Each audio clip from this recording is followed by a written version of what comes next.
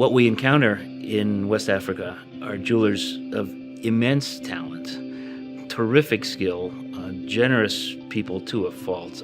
And when we say we're jewelers, they literally embrace us like brothers.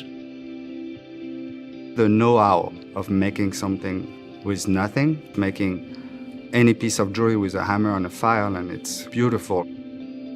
The concept of jewelry in the West, we tend to think of it as rather solitary. Couldn't be more different there, because while this is happening, they're having a running conversation. There are 6 kids running around them. There's tea being made over here, and there are 4 other workers in this very tight space, all doing the same thing.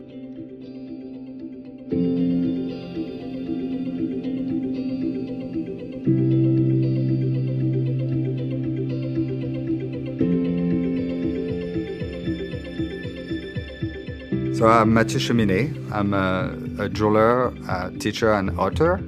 I wrote a book on West African jewelry technique, and I live in Montreal, Canada. My name's Tim McCrite. I'm a jeweler, teacher, author. Starting as an author, I actually became a publisher, somewhat to my surprise. But in that context, I've had occasion to work with a number of authors, including Mathieu. So the Toolbox initiative collects tools from jewelers or jewelry companies, and we take them to West Africa and end up giving them the tools that we've brought with us.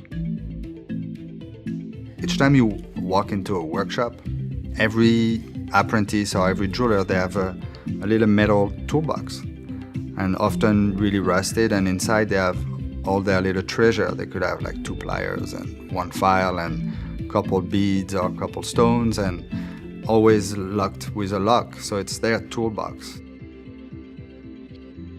When I went for the first time, that was maybe 4 years ago. And the first day, we had arrived kind of mid-afternoon in the city of Dakar in Senegal. We took off on foot through the neighborhood, and we'd probably gotten about 3 blocks away when we saw a young man who was a jeweler. His studio literally was like a telephone booth.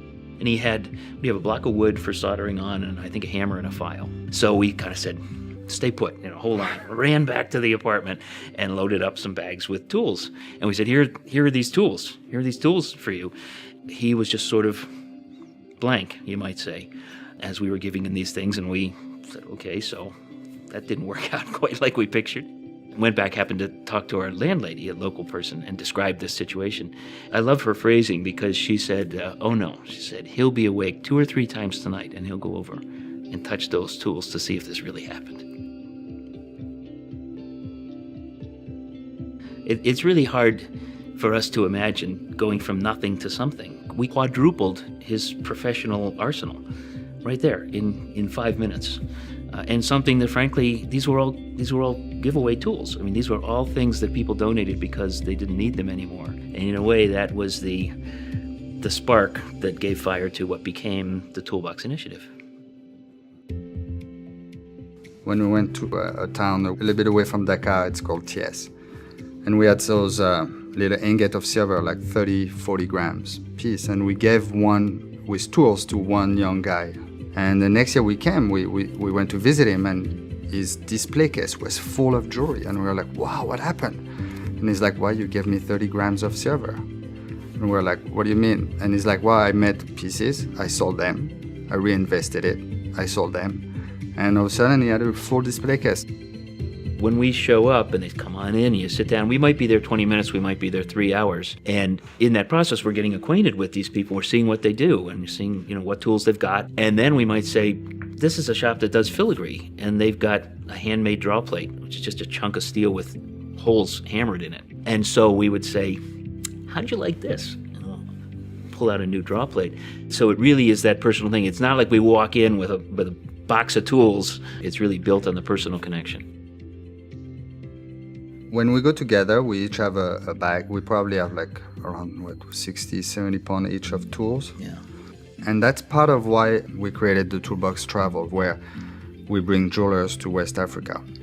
And we do it for a few reasons. The main reason is because we want to share with people to have that experience of being in a workshop. But one of the reasons is also we get mules. They can carry a lot of tools for us. So each time we go now, we can go up to 450 pounds of tools.